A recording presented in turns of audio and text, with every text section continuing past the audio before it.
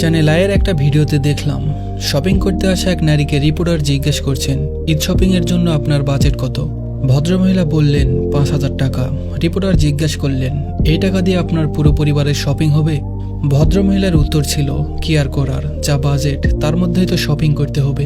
এই জায়গায় বোধহয় ওই রিপোর্টারের থেমে যাওয়া উচিত ছিল, কিন্তু তিনি না করে আবারও প্রশ্ন করে বসলেন, এই যে কেউ ১,০০,০০০ টাকা করে শপিং করছে, আবার কেউ ৫,০০০ টাকা নিয়ে শপিংয়ে আসছে, এটাকে আপনি কিভাবে দেখছেন?